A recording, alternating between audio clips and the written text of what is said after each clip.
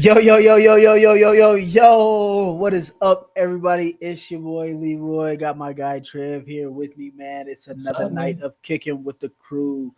How hope everybody's having a great night tonight.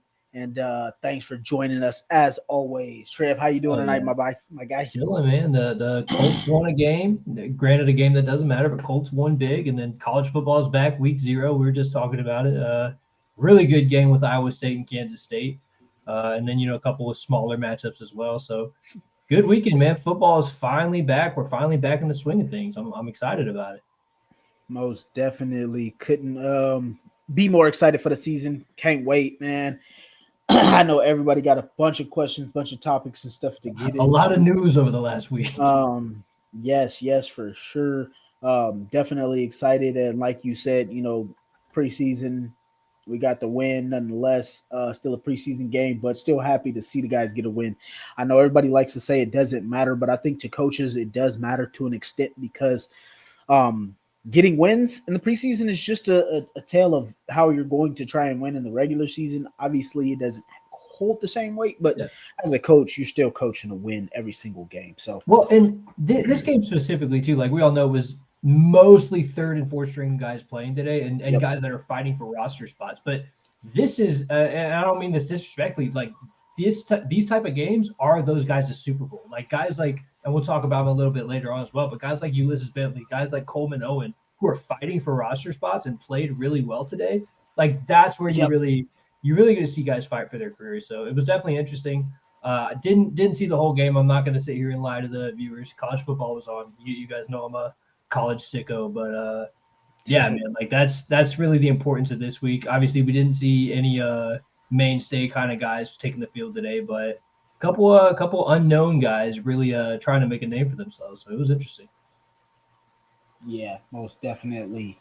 Um, so yeah, like Trey said, I mean, I definitely watched a lot of the preseason game. I like to try and tune into um, as many games as possible. Right now, I got 4 games on. Right now, I got 3 college football games on and There one you go, NFL game on in the preseason. doing it So right. me, I'm the guy. I love all football anytime, even when the spring comes around. I am a Stallions fan. Giddy up.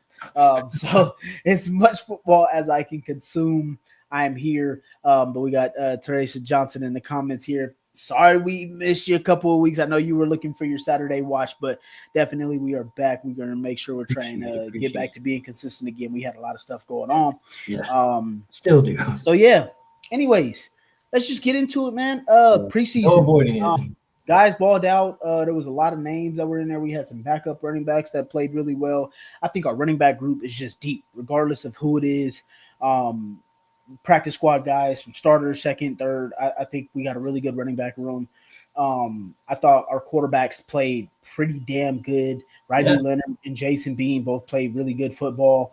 I thought defense played pretty well. Shout out to oh, why am I just blanking on his name? Scott. Why am I blanking on his Daniel name? Scott. Daniel Scott. Yeah, had a pick six.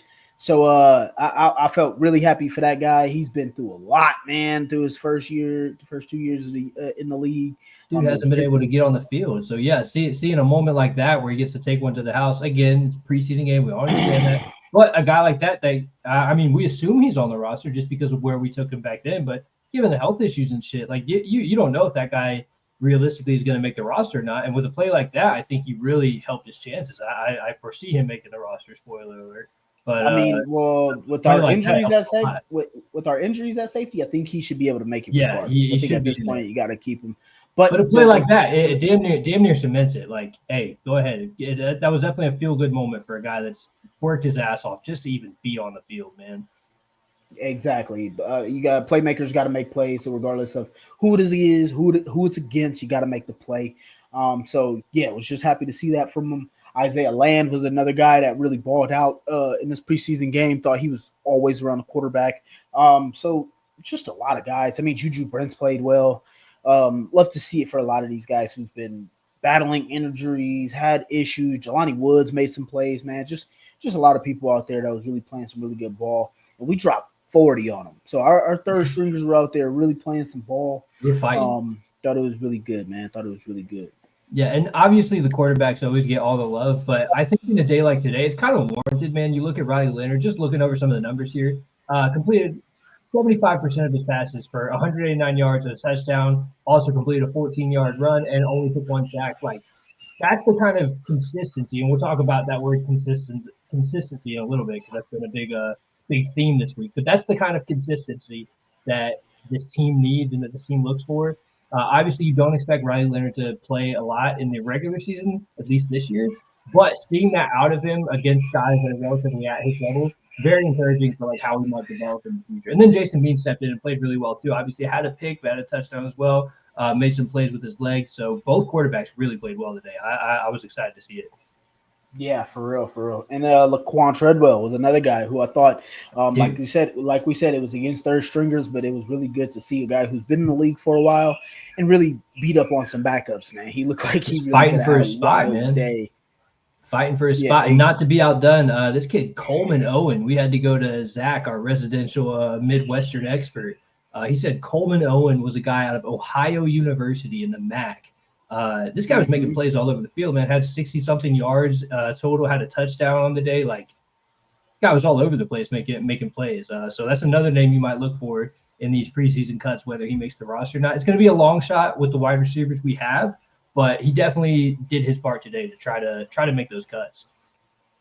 Yeah, exactly. I thought that was another, Ballard finds his little gems and stuff like that. Yo, Matt has joined us. Hey, my bad. Old man took a nap. All right. It's all good. We do that sometimes. Sometimes we fall asleep standing up, so it's all good. I woke up. I was like, oh shit. Yeah, I tried to call you. I was like, let me see if we can wait it out for him. But yeah, like you were saying, Trev, finding that guy, man. Ballard always finds some gem somewhere.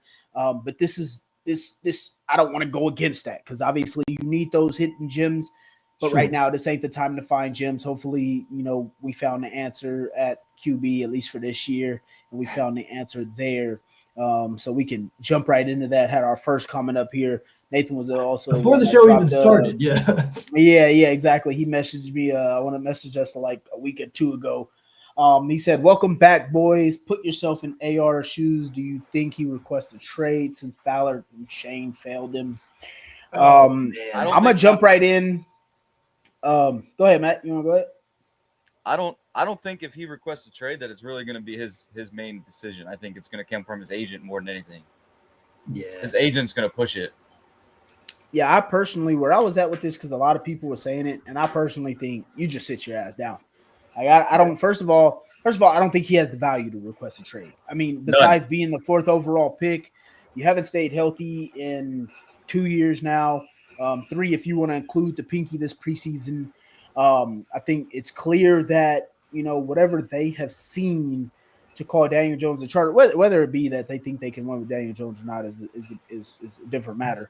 But the fact is you got beat out by him, and there's a bunch of stuff that's coming out where there's preparation. And I do think Shane and Ballard have some blame in this, but I just don't think it does him any good to request a trade just because you lost out on a competition. Just sit back, take a back seat. You should have, well, I can't say you should never started from the jump because you needed reps. But at the end of the day, they should have never just thrown him to the fire. We also have Teresa down here saying in the comments that he should have never come out of college, which I had said as well because he didn't have the reps and stuff like that. Yeah. So there's just too many things that point towards he was never ready from the jump. Obviously, Shane said he's getting the right reads. He knows where the ball is supposed to go and stuff like that he said his rookie season when he was the starter. But I think all in all, this is the time where he takes the chance to say, okay, I got a back seat. Let me watch somebody else doing it, see what you need to get better at, see what this guy is doing wrong, learn from it, learn how to protect yourself, stay ready so you don't have to get ready. Yeah. And there's a larger conversation here, too, with Daniel Jones, and we'll get into all of that, how they came to that decision, what we think about Daniel Jones, whatever. But just to answer Nathan's question, it kind of to echo y'all's sentiment too, it doesn't do him any good to request a trade right now. And I kind of got the vibe that maybe his agent was pushing for that with the comments he let out about, we're not sure where the trust is, and he did what he was supposed to do. Like kind of sort of making that divide between He them wanted and the organization. he wanted other teams to see and make that call. Yeah, and that's really what it feels like. It is kind of leaking it out there, like, hey, if anyone's interested, we might be available. But I don't know. It doesn't do him any good. And we talk about the 4th overall pick and like what kind of value that should carry. But the reality is, he has not once played up to 4th overall pick value. Like, we haven't gotten 4th overall pick return from him. Another team's not going to give up that kind of value to get him. Like, as much as we want him to be that guy, right now, as it stands, he's not. Okay, he's been injured multiple times. He's been benched twice now. Like, it's a tough look. It's a tough situation. So just strictly from AR's perspective, if I'm AR, if I'm in AR's shoes, as Nathan said, you can't request a trade right now. You have no leverage. You have no, like, the best thing to do right now is sit and learn and keep a good attitude. And to his credit, he has, like Dave says as well, he said all the right things. He's hasn't gone and pitched a fit or anything, at least not publicly. And so he's handling it right, I think. But right now is the time to just be like, hey, this is where the organization is going, whatever we agree or disagree with about it. But for him individually, he's got to sit back, learn, and just stay ready. And then when he gets that opportunity, he's got to make something happen. He's got to lock down that job. When we look at the trade too, we're kind of looking at it. We're looking at a different aspect, like the value that, like, AR not having value doesn't hurt or help him at all. What it does is it doesn't help us. And all that's going to do is make Chris Ballard sit back and be like, well, why should I? Why should I? I get nothing. Like, sure, I'll listen to phone calls, but essentially I'm not going to take a 6th round, 7th round pick for you. No. And that's pretty much all I see value of him at right now. So why am I going to another team? Yeah. And we had this discussion too, like when this decision first came out. Daniel Jones hasn't necessarily had the best track record of staying healthy either. So if he does go down, who's a better backup to step in that position than the guy that we thought was going to be starting? So it kind of goes both ways there. Well, after today, I mean, I guess. I'm just kidding. I'm not there yet. But yeah, either way, like it doesn't make any sense for the organization to trade him right now. Obviously, there's some long-term discussions about that 5th-year option, whatever. We have time before we get to that point. But right now, it doesn't make any sense to look at a trade. We're not going to pick up his 5th-year option. If we pick up that man's 5th-year option, we're dumb as fuck. That's dependent. I think we still. To me, but I mean, they keep saying he got time, so I don't think we'll make it to the 5th-year option. But I do think that they'll say, he still has time. Next year's his 4th year, so we still got pennies on the dollar at the QB position for a guy who's ultra talented that just hasn't played yet. So I think, I do want to get to this comment right here because this partly goes to it. And it kind of pissed me off with the whole thing about it because a lot of people think that I flip-flop back and forth with being pissed off that AR didn't get to start and in between on what the agent says and people saying request a trade. But I did just want to say, like this may do him some good because I know he needs to play, obviously, but at the same time, sitting for another year lets you prepare kind of like some of these other guys like Jordan Love, Patrick Mahomes sat for a year, and I'm not trying to compare him to them guys cerebrally as a quarterback, but it's still that time that he may need. And again, him and Steichen have both said multiple times, you're one play away from playing. We haven't had a quarterback for this team start 17 games in a row, probably since like 2019. So, I mean, there's no reason to sit here and believe there's no way that we see him again. So again, Dave Stewart was saying here, AR has said all the right things, even if his agent hasn't. This takes me back to the whole trust thing, dude. I think this is complete bullshit. I think his agent is crying and bitching, dude. Like, I don't know where you come from. Oh, it's them trust, blah, blah, blah, blah. Like they said back in freaking February, dude.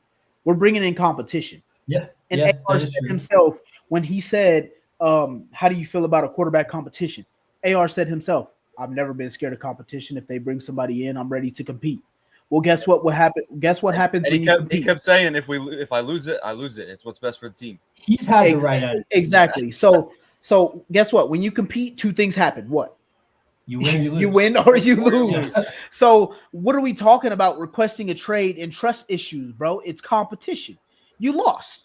So take the fucking back seat. Relax. His agent needs to calm his nuts and chill out. Like, what are you crying for? And you sitting there talking about some trust. Nobody guaranteed AR the job when you bring in competition. That's the whole point of it. So that's like the problem I'm having with the agent too, is like when you say shit like this, and some casual fans might just think that's coming from AR. Like, you're naturally creating a divide between the player and the team, and nobody wants that. Like, the organization, whereas they've been inconsistent with his development and how they've handled AR, they've been consistent with how they view him, right? Like, they've been consistent in, we like this guy, we want this guy to succeed, everything. He's been consistent. So the agent coming in there and saying, oh, I don't know about the trust in this organization, this, that, it's like, it's bullshit, man. Like, now you're creating a rift that wasn't there, and you're creating tension that doesn't need to be there for the team because you're worried about your next payday with this guy. Like, that's the frustrating part with this guy. Yeah, I just didn't like the comment of it, and so that was just my whole point of it. Don't sit here and bring up trust if you know what competition is. Competition is you win and you lose. Nobody was going to hand him the job, so don't say trust was broken.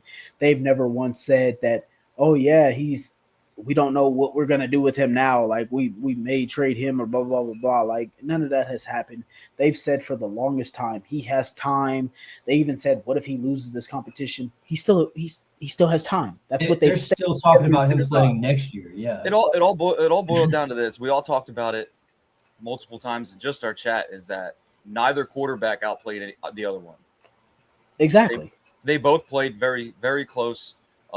They both, to me, played well throughout camp, throughout preseason, everything. I thought so. Everybody's like, oh, well, Danny Dimes only put up 3 points in this some odd drives. Yeah, sure. It's preseason, though. I mean, you're not going to see the Colts put up 41 points in a preseason all the time. You know what I mean? Like, just when Riley Leonard, it happens. That's what I'm saying. It happens. But here's the thing: Shane Steichen and Chris Ballard are feeling the heat on him. So instead of going with AR, who could be a high risk, high reward, they went with the low risk with what could be a high reward. And higher floor. Higher floor is the best way to put it, I think. Like, everyone, I think we mostly know what Daniel Jones is at this point. But if you're talking about just running the offense, right, and executing stuff, like, what is probably the number one criticism, aside from health, that we've had of AR, is that he tends to overthrow or mess up the little things, right? He misses the layups, he hits the home runs. But if Shane Steichen is thinking about consistency, that's all he said this whole week since they've released this decision.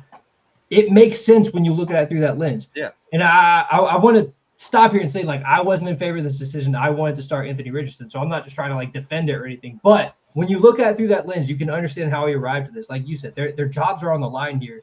They want someone who can just execute the offense. Maybe you're not going to hit all the home runs, but, like, they can consistently put a drive together with him is probably the line of thinking that Shane has. So in that lens, I can understand the decision. I might not agree, but I get it. And I mean, and it also goes back to what Matt said before, talking about Daniel Jones not scoring in the preseason and putting up 3 points or whatever.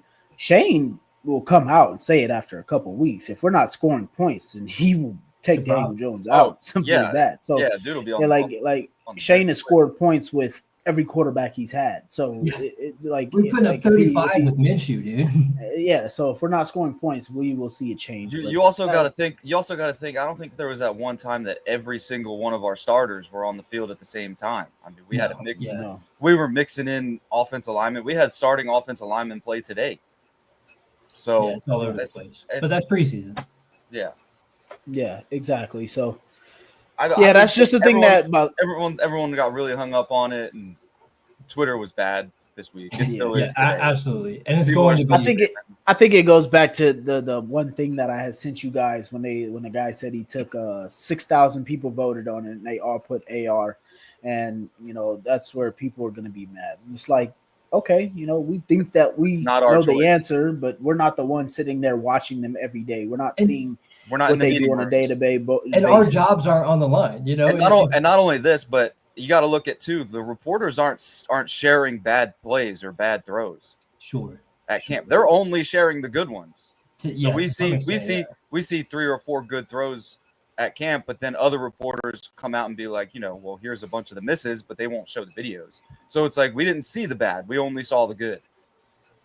Yeah. Exactly. So we don't know how bad AR's bad was, and we're also not in the meeting rooms. So exactly. So we could put it into it from here. Daniel Jones is our starter. We'll see how the season goes. We got 15 days to go. But that brings me to Nathan's next comment on here.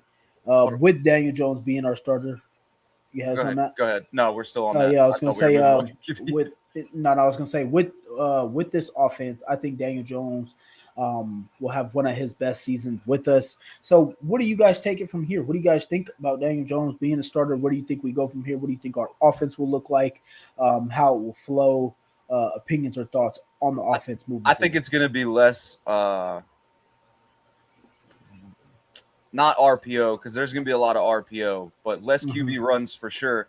But I definitely see more of a West Coast style offense with Danny Jones in there, which kind of benefits. If you remember when we went back to Phillip Rivers with Michael Pittman Jr.'s rookie year, he was kind of going off on that West Coast style offense. So I think we have weapons. I don't disagree. I think any quarter. I said before we could have a quarterback come in throw 60% and we should be fine.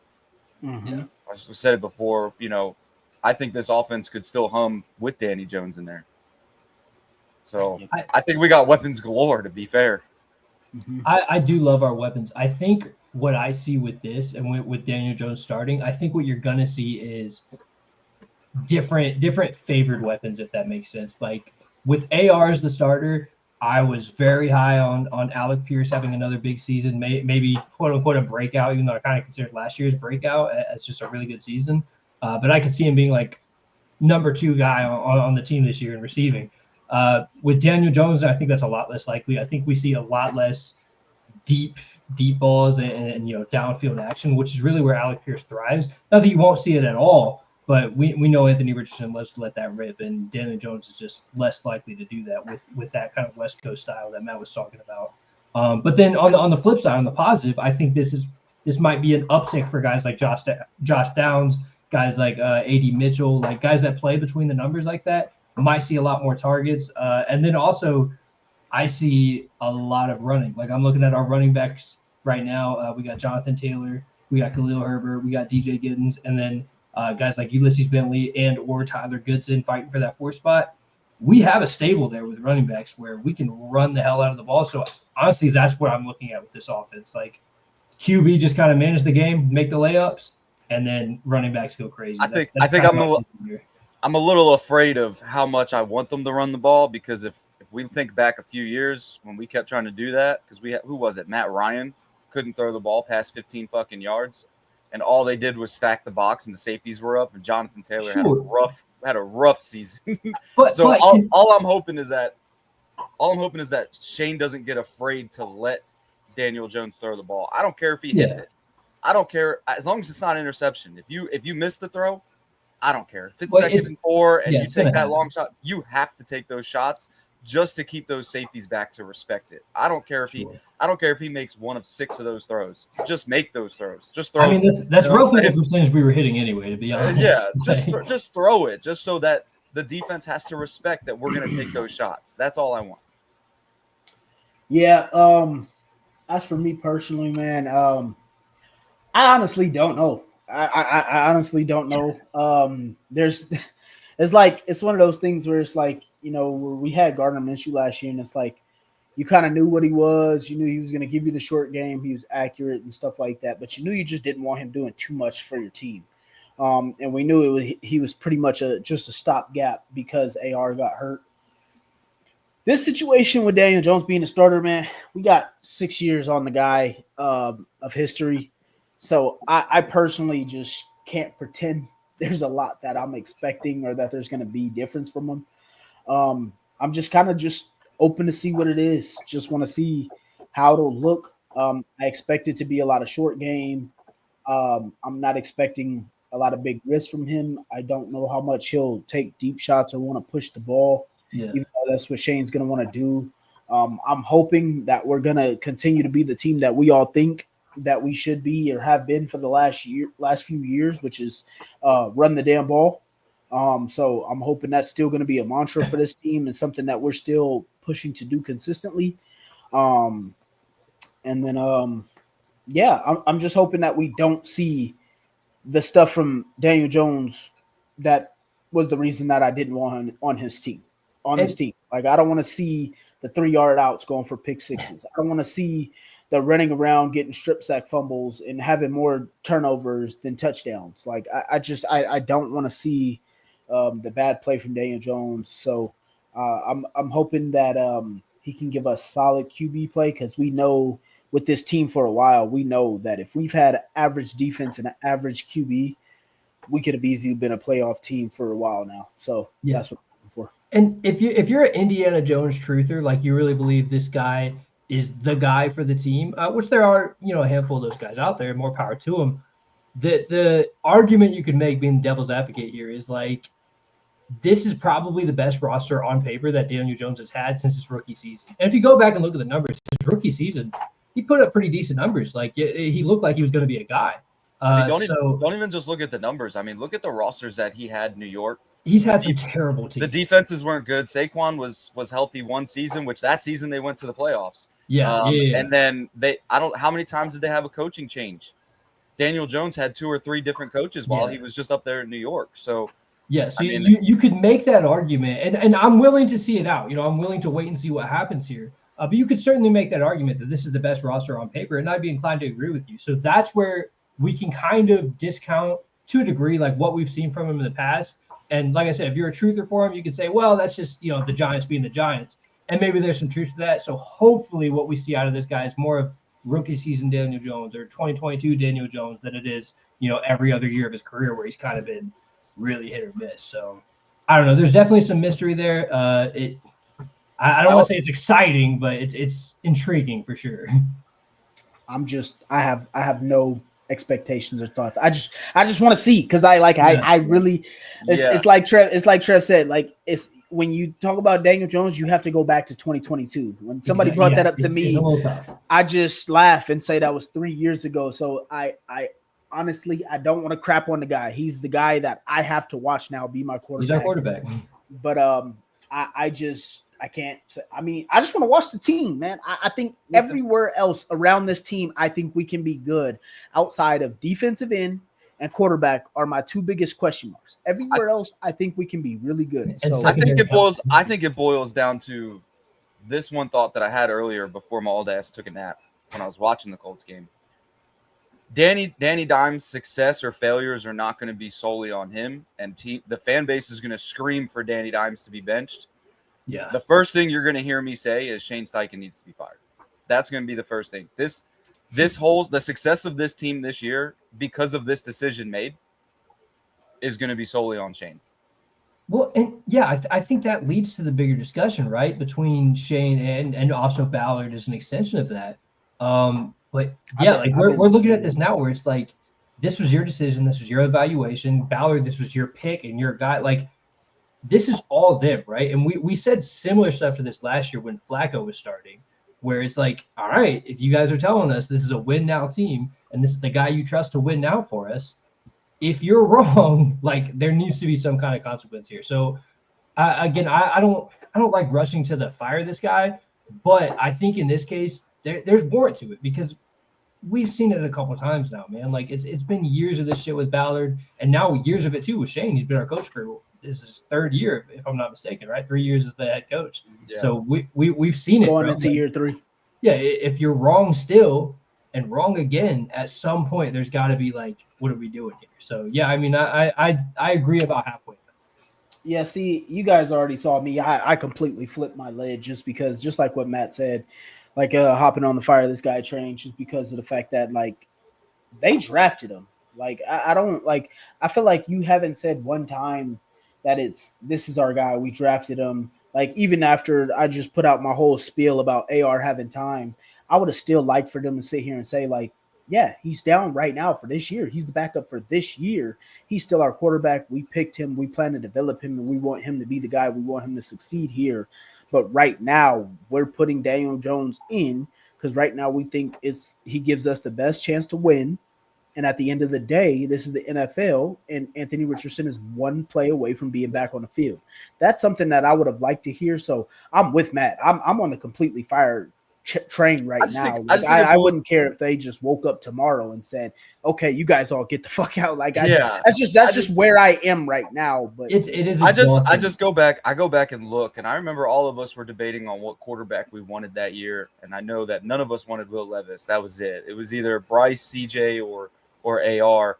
But then when you look at AR and realize how much of a development project that he was going to be with the roster that we had already had built, why would we draft a guy that we thought was a project?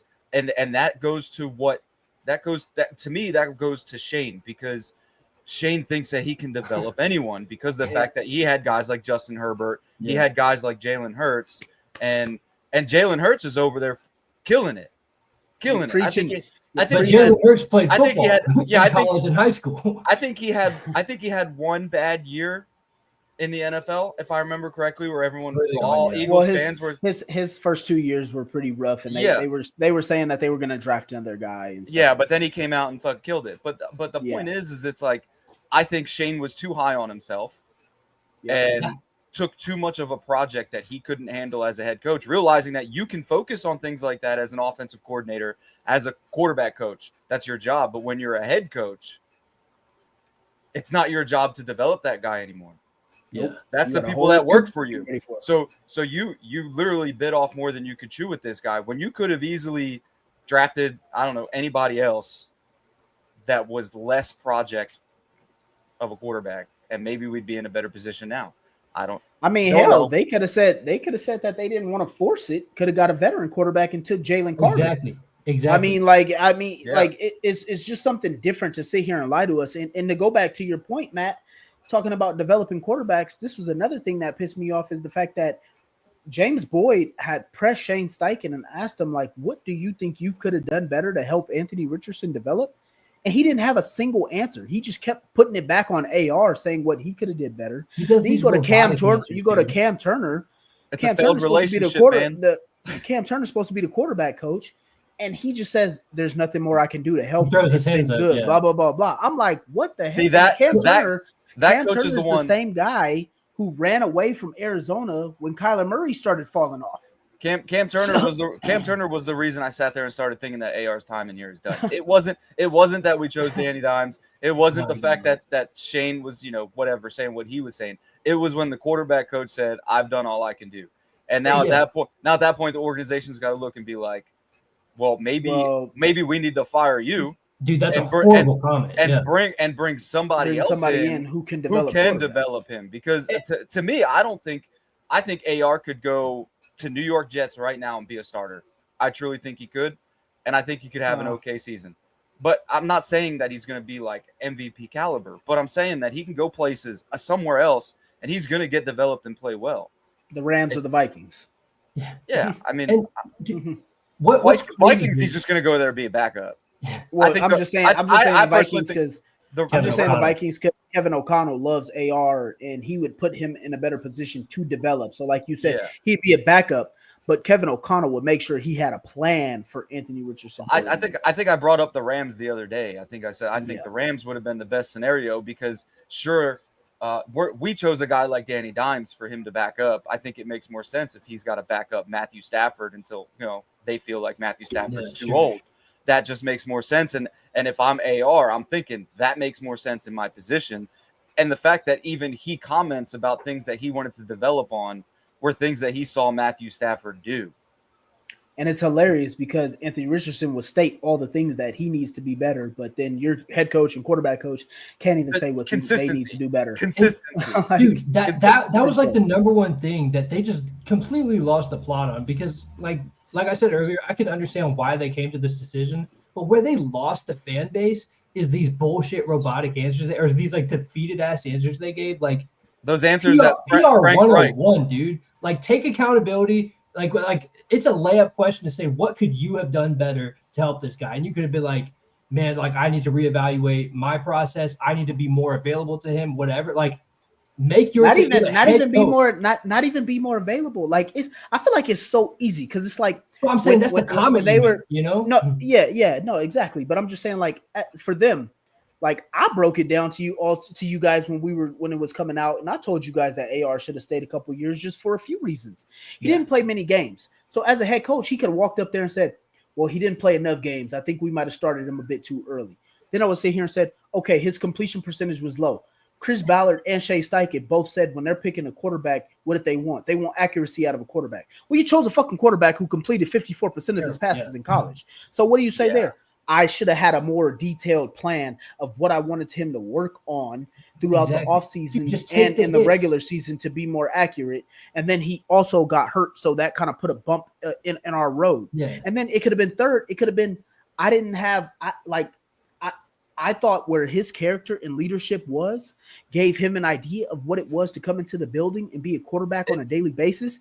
And I got that wrong, and I need to help him get better with that. Like, it's so simple. It also boils down to these other things, like, players learn from other players, right? On the roster, people work together. Quarterbacks work together all the time. They're studying in the meeting rooms. They're out on the field. They're throwing together. They're working with each other. Why in the hell didn't you bring in a player that is similar to AR? You brought in Joe Flacco, who wants to play. He not teaching Anthony Richardson nothing. What are you trying to develop with a guy like Joe Flacco and a guy like AR? Nothing. Yeah. Where was Jameis Winston? How come we didn't bring that guy over here? The guy that wants the best out of everybody. Yeah, he's just there to eat W's. That's all that man wants to do. He don't give a shit if he's the one. He literally is the best teammate in the league, nicest person in the world. Every team he's been on, he's been happy. Everyone has loved him. Yeah. And not only that, but his play style is close to AR. As far as the arm strength, yeah. Man, it would have just made 10 times more sense to bring in Jameis Winston and let AR and Jameis Winston work together. Yeah, or like there's so many moves they could have made, but just the commentary and like the PR after this decision, I thought they made such a fucking mess of it, dude. Like this was so easy to handle, and like the things you were saying to Marco, like that would have been a layup, dude, and that would have saved a lot of grace with the fan base. But him and Cam Turner really just threw AR under the bus, man. And that's not a good look for the team. That's not a good look for the organization. Not a good look for AR. Not a good look for them. Like it makes everyone just look so amateur and so like they don't know what they're doing, when you could have just, as the head coach and the quarterback coach, taken all the accountability, taken the hits, and shielded your guy, your player. And even if that's not the case, even if it is all his fault and he just sucks, like you as the coach, you take that hit and you say, there's more that I need to be doing for this guy, but he's not ready yet. And I think the fan base would have responded a lot more positive to something like that than essentially what he did, where they just kind of threw him under the bus. And I've done all I can do. Yeah, I just think it's crap, dude. But we got a lot of comments coming in here. Let's get to some. Hold on. I want to go back to one that's not a quarterback conversation, because this one has me so confused on why everyone is so confused about this. I'm going to click it real quick. All right. It's not about the quarterbacks. Nathan here says, I was looking at the depth chart and Xavier Howard is a starting corner. Xavier Howard. A lot of people said this on Twitter too, like they were lost and confused. How would you not look at our corners and say that Xavier Howard's not going to be a starting corner? I think it's the same thing right now with the injuries we've had. Well, yeah, but Jalen Jones and Juju Brents are back, so I would slate them in as starting corners for a guy who hasn't played in over a year. I think that's where the confusion comes from, and he's like 32. That's fair. I think. Okay. I think you look at it like that, I just wanted to see why everybody was so confused about it. Because me, if I'm picking up a guy with that name, you hear that name, and I don't think he's backing up anybody. Oh yeah. Well, I don't know. I think they're going to rotate a lot. I think that's the right answer, whether they do or not. I think they should be rotating corners. One, just because of health, but two, you don't think so? I hope not. I would rotate Xavier. When you rotate corners, you cause confusion, especially with the way that Lou wants to play defense. Like he might have man one time, he might have quarters, he might have single high, cover two. He's gonna switch it up a lot. So I think if you rotate too much at corner, you're gonna have a lot of confusion, some issues, especially with us going against Miami, who's a injured team. They're beat up. They're running back depth chart, the edges. They just signed a couple guys off the street as well. I would think that you would want to have your team best set as ready as you could, and the plan should be to put a lot of pressure on Tua, because if you can keep Tua off his spot, your corners can cover. We don't want to have, cover three and just sitting out there because we got guys who've been rotating, and then we're just getting eat up by a guy who can run past everybody. So. Either way, though, I do like this signing, starter or not. I like the signing of Howard. One, just for the depth, but two, like you look at guys like Juju and Jalen, younger corners, they stand to learn a lot from a guy like Xavier. And like I said the same thing when we had Gilly a couple years ago with those young corners. Like having a vet like that, even if he's lost a step physically, which I believe Xavier has, it's still a good signing. It's still a net positive for the team. So I was pretty excited to see that signing come. No doubt. I said it too. I mean, anybody was better than just some street bodies. Like we got a guy with NFL like we've done in the experience. It past. wasn't exactly, yeah. So I was At happy to least he see the was name a come guy. across. Bringing in UPS punters to play fucking corner. Yeah, you guys heard me say like I would have preferred Asante Samuel Jr., but I would take a guy with some NFL experience. It's not just a Hey, I'm just glad he body. ain't signed with Miami yet. Yeah, I know that's another thing. So And he was even hyped for that visit too. He went on fucking his dad. Oh, that was his dad. Yeah, that's his dad. His dad was hyped because he didn't sign. Everybody been avoiding him. He was a top 20 free agent, but everybody's avoiding him because of injuries. So I'd still take a winger on him, man. I would have, yeah, exactly. I would have brought him in for a physical. I got to see, dude. There's no way I'm just passing. Minimum contract, something. Come on. Trissa Johnson says, I think the girls want to win. It's going to clear the whole house. Ballard, Steichen, Jim Bob Cooter, all of them. I guess we'll see how the season goes. Yeah, it fully goes on how the season goes. I mean, like if Danny Dimes comes out here and he's throwing over 60% completion percentage, he hits maybe throws that 25, touchdown mark, throws, I don't know, the lower end of double digits because I don't see him throwing less than 10.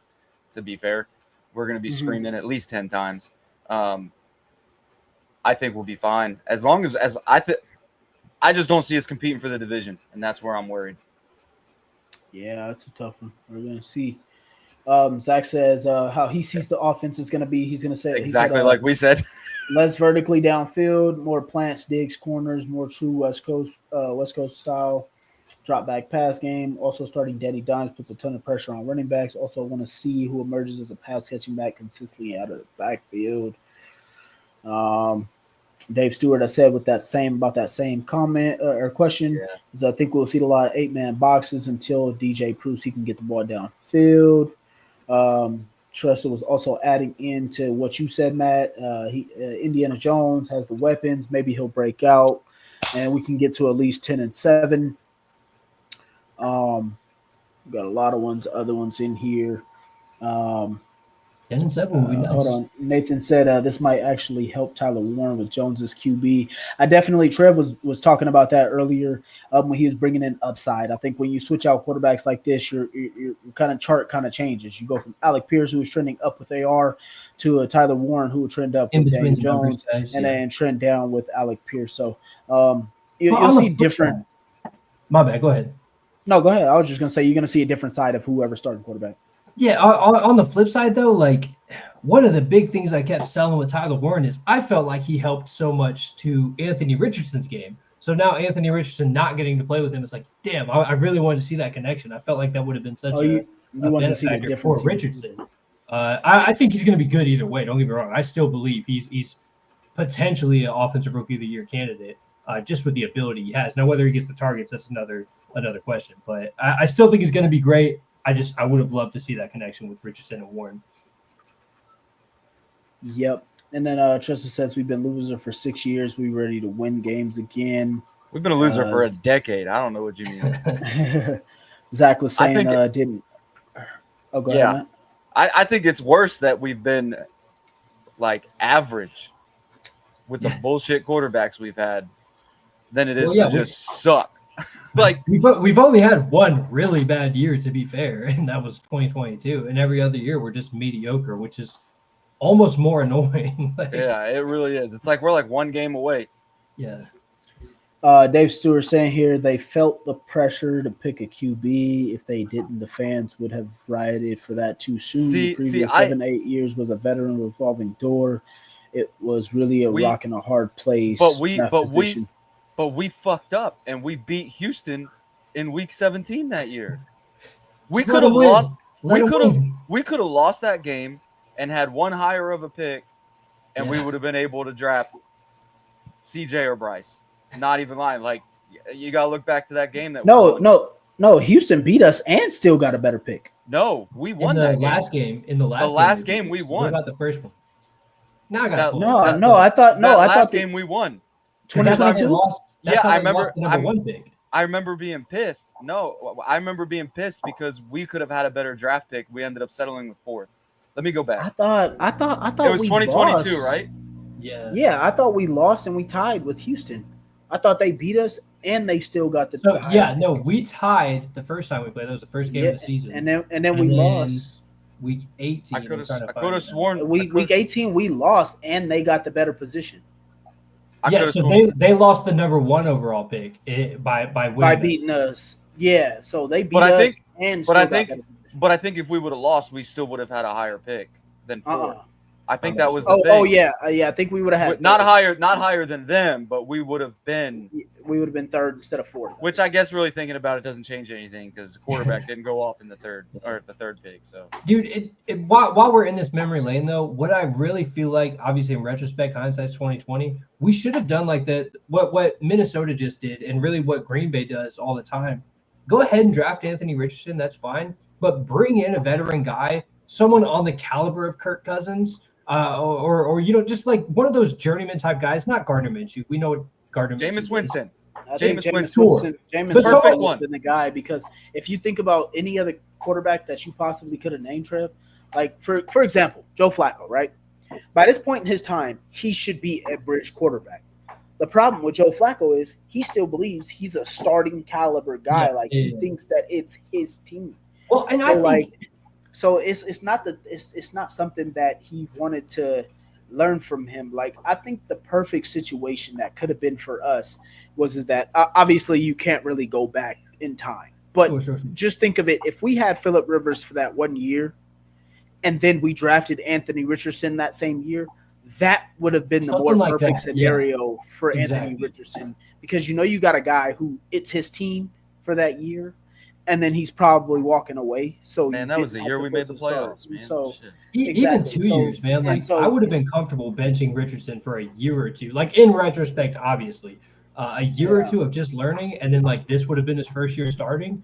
I feel like that would have been a better career progression for him. Obviously, that's not what happened. Obviously, we've made a lot of mistakes along the way, but hindsight being 2020, that would have made a lot more sense. And I feel like that's one of the things we can dig Ballard on now, looking back, of like, why wasn't there ever a plan in place to have a guy in front if you knew he was a project quarterback? But crying over spilled milk. All right. Well, we've went into this for far too long, so let's go Yeah. ahead and jump into some Yeah. position battles, man. Let's go ahead and get right into it. We was just talking about cornerback, and Chris brought up a good point. He said Santi Samuel Jr. He wanted him too. He had surgery back in April. I didn't know that surgery was in April. So that's why they had the concerns for it. Obviously, with us being Peyton Manning fans, Colts fans, we know kind of how the neck goes from there. But either way, we know we have Kenny Moore as one cornerback, and then we have Travarius Ward as the other cornerback. Where are you guys at, and how are you guys feeling about cornerback two? We brought in Xavier Howard, like Nathan had brought up. And then we have had injuries to both Juju Brents and Jalen Jones. So where you guys at on the cornerback competition? I think we handled the injuries to Jalen Jones and Juju Brents pretty well, allowing them to sit for as long as they did so that they didn't force those hamstrings. Absolutely. I'm still out on Juju Brents just because that dude's always hurt. But Jalen Jones, I'm pretty excited to have back, to be honest. And I'm not as concerned about our quarterback room as soon as we picked up Xavier Howard and then having those two back.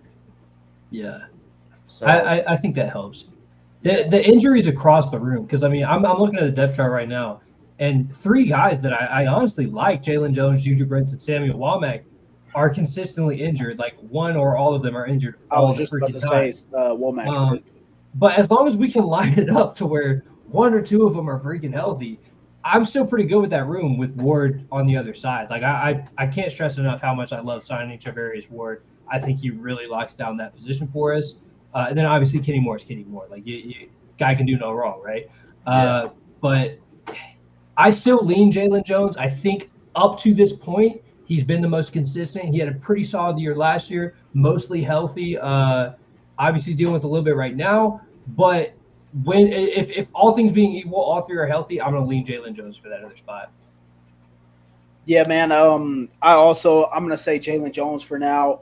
I know that we did sign Xavier Howard, but until I see him actually get back on the football field, I just know that for a guy that played DB position, obviously I didn't play very much college or NFL level, but I just know when you've taken that kind of time off from doing your normal everyday thing, you're not going to come back into it exactly the way you should be. It's gonna be So I would say Jalen Jones right now is the two. But I do love the fact that we got competition and depth there. It's not like we're going from, a starter to guys that we just signed off the streets or just trying to force nickel corners out there to play some corner because they're solid at cornerback. So that's what I'm going to go with. And then we got Now, Chris and the other names, real quick, the other names on here that are kind of hit or miss, maybe get cut guys. We got Duke Shelley, Jonathan Edwards, BJ Mays, Chris Lamons, Alex Johnson, Ladarius Dennison. All I want to say about this, in the preseason games that I watched, I thought Jonathan Edwards and Alex Johnson actually played pretty well in their respective positions. At Alex Johnson at nickel and Jonathan Edwards on the outside. Jonathan Edwards actually in the game I watched, he had like 2 or 3 deflections. Like he was playing really well. I think I even said this to the chat. I was like, this guy is trying to make the roster right now. Like I know these are like nobody names and these are like depth guys, but you're gonna have a couple of those guys make the roster. To me, Alex Johnson, Jonathan Edwards, those are the 2 names I would look at. Like you guys are potentially those final cuts that make it. I think a lot of guys today definitely put in a good argument to make the roster too. So I think the coaches have their hands full this week. Those final spots, which I love. I think today's injury to Tim Smith is one that kind of upset me when it comes to defensive line. Oh, that sucks. Yeah.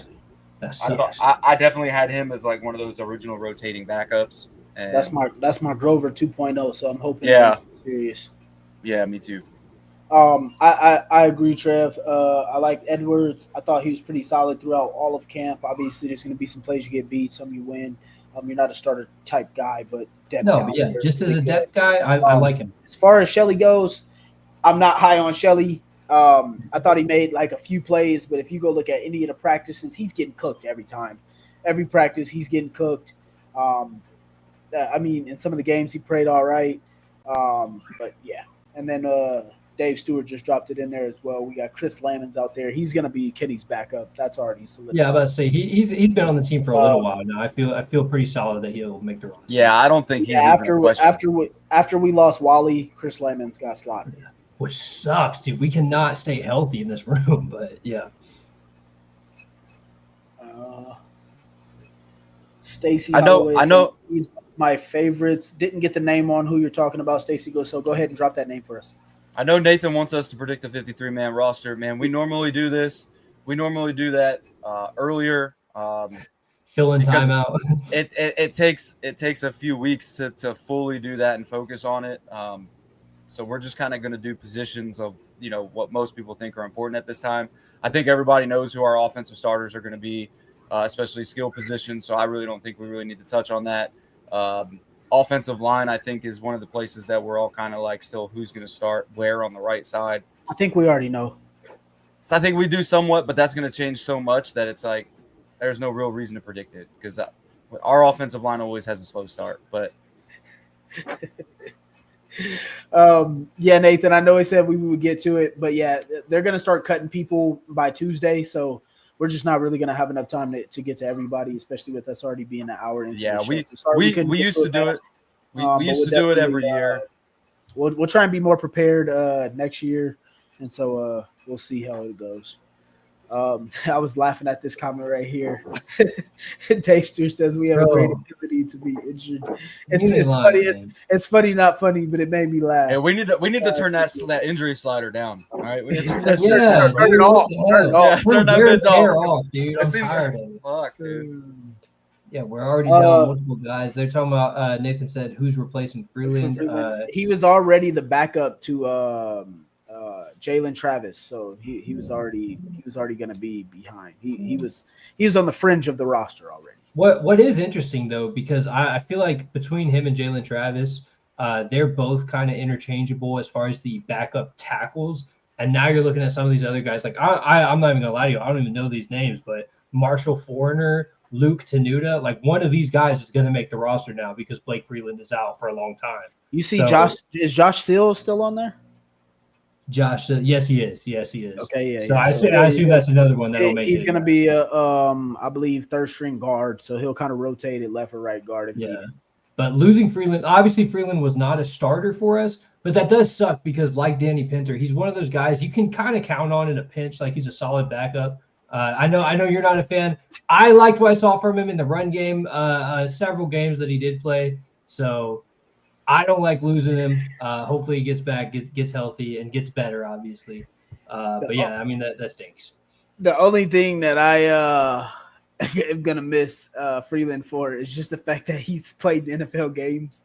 I do not think Freeland is very good. I think he gets This torched man took on Aaron Donald in his first game. Yeah, exactly, and it's He left got him his ass kicked. it left him traumatized every single since. Like he gets trashed in the He past. works really hard. Pass Right? pro. You give him a break. And run game, he's not really mauling anybody. I just I think like obviously we lose a little bit of experience, but we want him to get healthy. I thought he was fringe. Yeah, hopefully he gets healthy. I mean, I don't hate the guy, but I mean, like if you're on the offensive line and I just see you getting your ass kicked every single game, I don't know how much love I'm gonna have for you. Like he has nightmares of Aaron Donald, bro. It's not his fault. Hey, I got nightmares of us being trash, and guess what? I got to live with it every single year. So, Justin says, patience is running with Juju.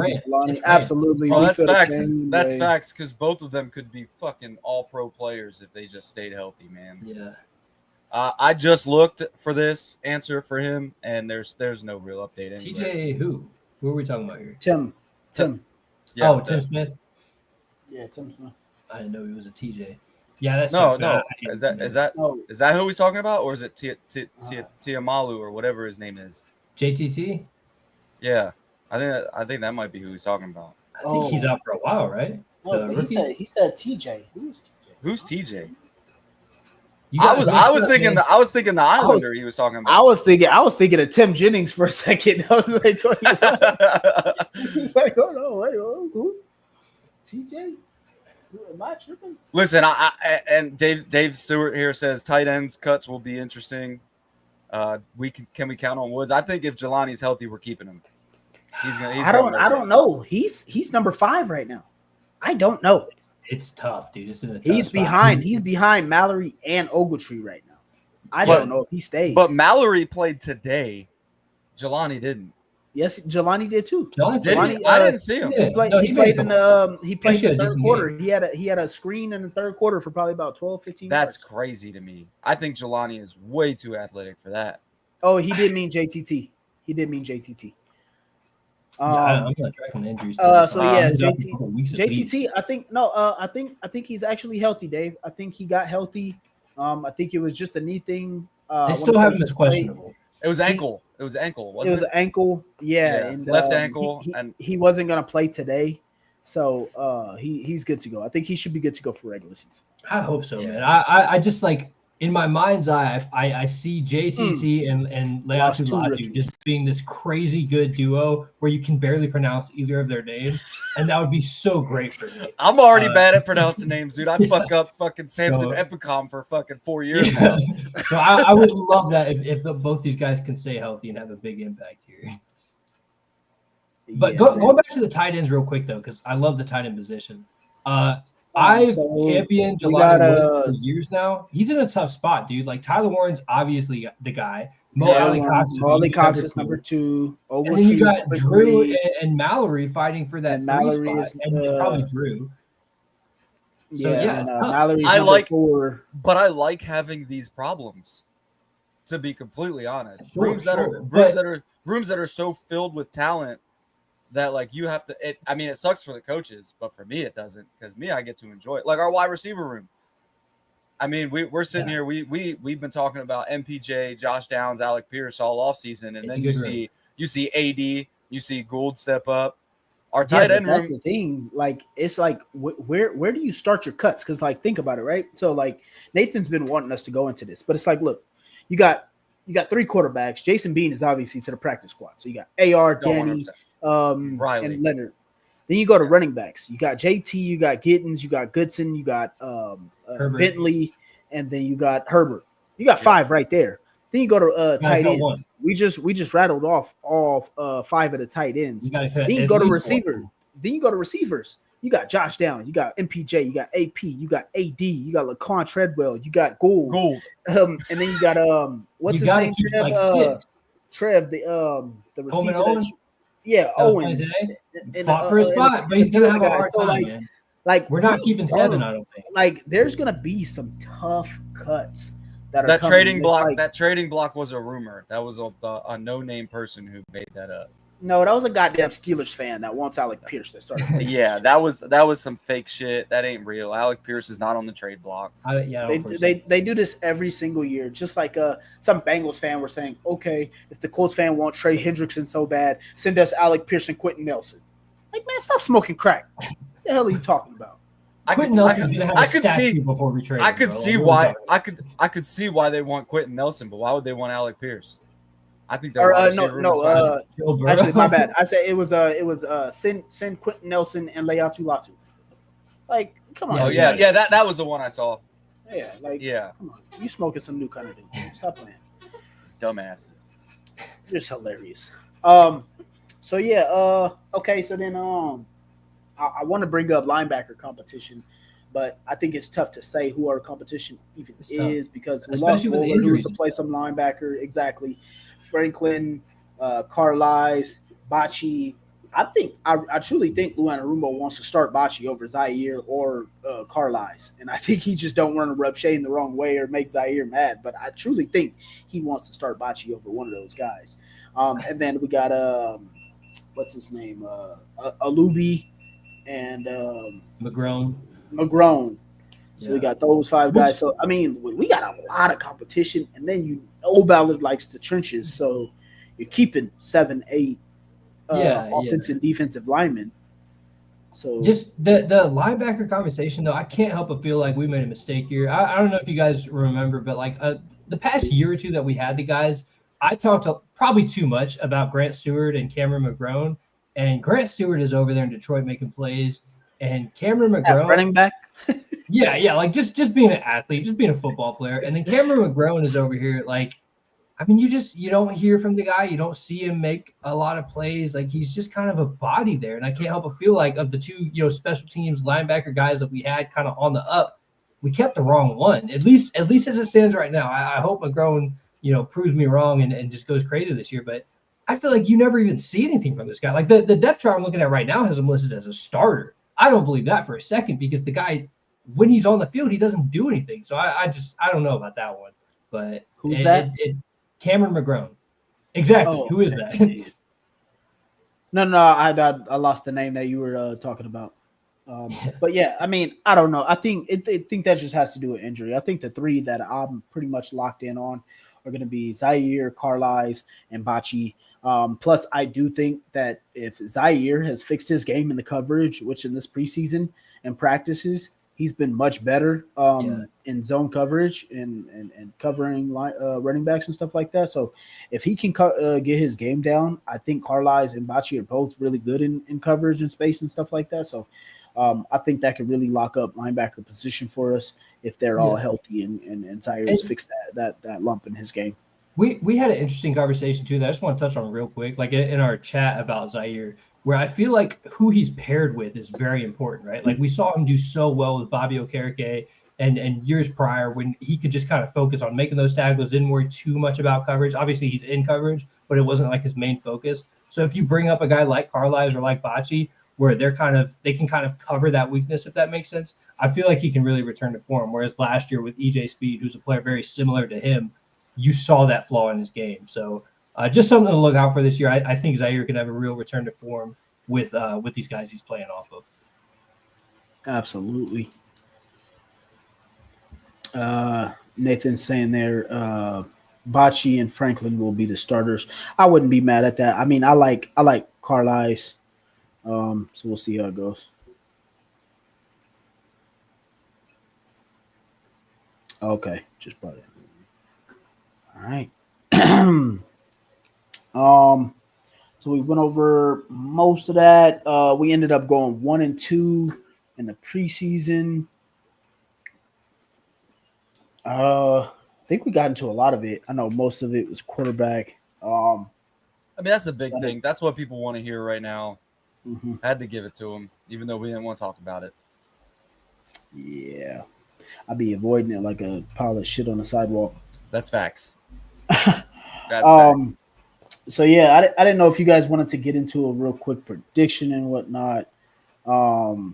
We can kind of jump in here and I can write it down later. At some point, we'll have to get Damon and Zach's. But, yeah, let's jump into it then. Hell yeah. So where are you guys at? Week 1, Miami. I believe it's in Miami. Home game. It's a Oh, home is it game. home? Oh yeah. Our first two are at home. Okay, what you guys got? Dude, honestly, I see us like just with all the negative press and stuff. I feel like that tends to lead to a win. So like we're in such a low spot right now as far as coverage and just how people are talking about the Colts. Miami's not that impressive. I think we start the season 1-0. I know we never do, but I see us beating the Dolphins. I see us beating the Dolphins. I think that roster is pretty depleted. All right, and then I hate us having curses because I It hate feels like we going go 0-1 all the time. I know. But yeah, I'm also gonna say a win just because I just think they're too hurt. I think we with our new defensive coordinator, I think as long as Daniel Jones doesn't poop the field, I think it should be a win for us. Week 2, Broncos. We lose. I don't see us going 2-0. I can't imagine. No. Here you I go, see us Tyler. losing that one. Week 2 versus Denver. Real quick. See if AR was playing, man, I would have said yes, just because last year I thought we had that game until the JT dropped. Yeah. And I know some people are gonna say it wasn't that big a deal, blah blah blah blah blah. But I just think when you lose certain momentum like that and No, make for that sure. kind of play, it kind of just loses everything. So I thought We we could have did beaten play last year, but I'm gonna but- say L as well. All of Yeah, us got us starting 1 and 2. I like Denver getting off to a good start too. So yeah, I just see us going down there. I like Bo Nix. I don't know why. I like him. He's played well. He's coached well. Like it's what's not to like, you know. Just to answer her real quick, Tressa asked if we're on every Saturday. We do our best. A lot of us have our own. This is like a second thing that we do. So a lot of times we got family things going on. Jobs, they wives. got family things and wives and stuff. I got naps, old man naps. Like old man naps, like Battlefield. But yes, the goal is every. The goal Saturday is every Saturday, yeah. And more often than not, we are. Yes. all right, week 3 at Tennessee. Win. You said it's at Tennessee? I think that's how. Yeah, Oh, yep. It's a win. Oh yeah, Tennessee. that's a dub. Yeah, I'm gonna say we beat him. I think we hassle Cam Ward. I think he struggles early, but finishes the season pretty decent. But I see us beating him. Yep, I got a win as well. We all got us starting 2-1. 2-1. Week 4 at Rams. That's a L. That's yeah, a L. we get smacked in the mouth. Yeah. I I don't think we get smacked in the mouth. I mean, I don't think the Rams are that like explosive. Not Right. even that they're that good, but I don't know. It's called my gut feel, whatever. we but usually I feel play like they're them- gonna beat us. We usually play them very well though. That's always a game that usually comes down to the wire. Yeah, see, it just depends for me. It depends on how Stafford's doing. I think it also depends on how Danny Dimes is doing. We should have kind of a picture of how we can move on forward by now. Again, like I said, if he just isn't Daniel Jones, I guess. If he isn't New York Giants, Daniel Jones. if he isn't him, then I think we got a lot of runway with it. That's But facts. If he isn't, I'm just gonna assume that we have all starters for these, and I'm just gonna say we do lose to the Rams. So 2-2. right. I got us beating the Raiders. Raiders at home. I got us beating the Raiders. I got us also losing. this as a win. I got us losing. Who's I even think their quarterback right now? Geno Smith. Geno Smith. I think there's yeah. a lot of No, young I talent agree. on the Raiders, though, that I really like. Ashton Genty, Brock Bowers, Michael Myers. I don't know. Like, it's just one of those weird ones that we probably should win, and we'll go in expecting to win because they'll probably be around the same record. I as got us that in the next home week. game. But I have us losing here. I have that the All right. next week. I have us beating the Raiders, but then I have us losing to the Cardinals. I have the 6 opposite. at home versus the Cardinals. I have us beating the Cardinals because I just think the Cardinals fucking suck. I got us losing because they fucking suck. Hey, y'all got us on the Colts roller. But either way, we go 1-1 in that stretch. I got us beating the Cardinals. Week 7 on the road in LA versus Chargers. That's a tough one. what? That's That a is tough one. But I feel like That team Harbaugh really wants to run the ball, and I feel like we do well in games like that where it's all running attacks against each other. That might be an upset win for us. I don't want to be too optimistic here, But I'm gonna say that's an upset win for us. I don't know if that counts as an upset, but I'm gonna say we go and beat the Chargers. We're I'm probably with not you gonna there. be favored, so that is an upset. I'm with you there. I think us and the Chargers are kind of similar in the way we want to play. So I'm That puts us kind of at there. what, like 3-4 or something. I'm giving Yeah, us what an are we sitting L. at? I'm giving us an L on the road. Right now, Matt and Trev, you guys would both have us at 3-3. I would have us at, or no, you guys would have us at 4-3. I would also have us at 4-3. Oh, Fair I'm enough. saying, all right. I'm saying we would lose to the Chargers here At home to Tennessee. at home versus Tennessee. I got us winning. Yeah, same. We don't sweep division opponents very often. But we just did. We just sweeped did. it. Tennessee I know, hasn't but beaten I'm us just in saying. almost 1,000 days. All right, I'll take it. I'll be optimistic, man. Yeah, we'll sweep them this year. Matt also said a win. Yeah, Pittsburgh, Pittsburgh in Pittsburgh. Yeah, we're losing. We lose. I got us stomping Aaron Rodgers.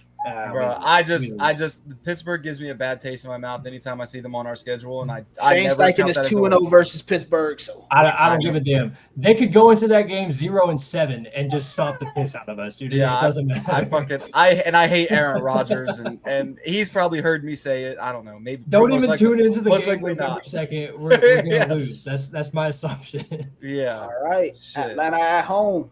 Oh, we win.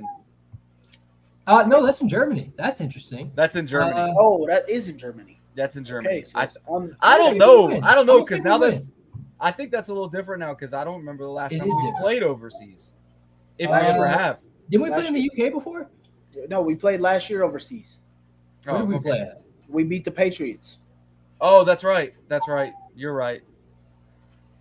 You're right. I'm gonna say we beat Atlanta though. Like they should be on the come up in the NFC South. They should be looking at a wild card spot. But I think we mess up their ride a little bit. I got us losing to Atlanta. I think All right, that's a down the middle game. We got a bye week, and then we're back on the road at Kansas City. See, that's another weird one because we always play well against the Chiefs, but they're significantly better than us. I got us. losing that game. I got us losing that game. Yeah. So Matt said lost. Trev, you said win. Against the Chiefs, I see us losing. Okay, and then I got us beating the Chiefs. Oh, Right. you more optimistic than you're saying. Shit. We do play the Chiefs well for some reason. I'm not. I'm just basing this on how we play versus the Chiefs. We during the regular season we always beat the Chiefs. And Mahomes we beat got- us in the playoffs. We also got the defensive coordinator that has given Patrick Mahomes fits almost every single year when the Man, you make me Bengals want have to change played. my vote. have Oh played yeah. the- Now you got. So me. I just- God damn I it, just- make it a win. Make it a win. And Okay, we're doing it. also we beat the Chiefs when we had Matt Ryan. So I think that we got a good chance. All right. All right. You sold me. All You right. sold All me. right. All right. Yep. Change my vote. We win. Okay. But I think we lose in Houston All at right. home. Yeah, we Houston lose. at home. We lose. You guys both giving us an L there. I'm going to say this is a win. Then we got Jags on the road. This is an L for Don't me. even I'm not get even. that. I'm not Yeah, even no. thinking of a win. What are we talking about? Then we go to Seattle on the road. I got us winning that. I'm gonna try Yeah, and that's go. another interesting one. I'm gonna try to go to that game. Oh, Sam hell yeah. Darnold. I forgot you were up there. Yeah, Yeah. I see us winning that one as well. Okay. Tickets are like Uh, $200, but I'm trying to go. I also see a win. Then we got the San Francisco 49ers on a Monday night. National got us- television, Daniel Jones. I got us winning. I'm gonna say loss. I Yeah, hate me to be too. pessimistic, but I'm I'm gonna say with loss. Trev. On national TV, I just feel like the 49ers. I don't know. I have That- a hard time seeing them losing there. We're gonna wear some doofy uniform too, and it's gonna look weird. Indiana Knights or something. Yeah. Yeah, I don't know. We just we ain't lost to them in years. They Yeah, but it's couldn't tough- beat. it's They tough couldn't to beat. get They couldn't beat. They couldn't beat Carson Wentz in a monsoon when he was trying to lose. That is Oh, with true. no ankles. Yeah, exactly. So Never got forget. him. All right, and then we got week Jacksonville at home. week I got us 17, winning this one We stomp winning them. at home. at home. Yeah, I got us We winning. stomp them. I also got that as a win, Like 45-17. Obliterated. and then we finished with Houston on the road. We So all know how what- this no. goes. What do I have us at this point? Like 8 So and 8 right or something? now, you have us at You have us at 9-7. Yeah, so we lose for sure. Yeah. No, Well, I mean, I don't know. What about me? What do I got us at? You got us. I think I'm probably at the same because I think me and Trevor are pretty close. Yep, same. Yeah, we lose. 9-8. Then, I don't know what I have us at, but I'm also putting that as an L for us. But I have when us something's at, on the line, like there's just I fucking hate to say it, man, but like at this point, right? If we are 9-7, we're looking at a wild card spot. We've seen this movie before. We know how it ends. We lose in the most embarrassing, unreasonable, irrational way possible. Like some superstar makes a JT's gonna drop the ball before he runs into the end zone. Unheard of and stupid, and we lose, and our hearts are broken again. But once again, we've gone just good enough to be like, you know what? Maybe Daniel Jones does deserve $40 million. And we're right back here in the same spot a year from now, looking at the schedule going, God damn it, we're going 9-8, and we're paying maybe that guy Daniel Jones does want. deserve $40 million. That's hilarious. That's funny. Yeah, I have us losing that final game. That would put us at 11-6. I guess you guys are a bit more realistic than me. But I mean, I guess this is kind of where I've ended up every single year with this Colts team. So we're probably going to finish, like you guys said, at 9-8. We're going to extend Daniel Jones, give him $40 million, trade AR for a 7th round pick. And then Daniel Jones is going to get a season-ending injury next year, week 2. Man, I hate to say it. Going to happen. This is the first time I think in Kicking with the Crew's history that I have not had the best record for the Colts. Like I am a never-ending optimist, and I felt like I was being optimistic there, and I somehow still ended at 9-8. So I don't. Man, this is a rough one for me. I mean, you guys predicted pretty much how our season has gone every single year, so it's not season history at this point. I've literally I looked at our division games and was like, well, this is normally where we lose. This is normally where we'll go like that's why I picked to lose against Houston November 30th, because Houston always beats us at home, and then we always win in Houston. So unless something's on the line. Unless something is on the line. Yep. That's true. Well, I hope for this time, I hope you guys are wrong and I'm right, because I hope so. For some reason, week 18, Shane's gonna think Tyler Goodson needs to play the whole game, but hasn't played a game all year. He's actually gonna bring him up from the practice squad just for that game. Yeah. Try and pull some Patriots LeGarrette Blount shit where LeGarrette Blount plays one game in the playoffs and rushes 250 yards. My heart can't handle it, man. I'm 26 in a week, and my heart's just gonna explode watching that. Who you telling, bro? I just turned 35, man. A heart attack is just a wrong play away. I can't do it anymore, man. I might have a heart attack if we actually win a game in that situation. But that yeah, Tyler, AR is gonna sit and learn. I don't think he'll be trade bait anytime soon, at least for now. Yeah. Oh, dude, I recognized his name, but I was off social media so long, I forgot who that was. Whenever I remember old boy now.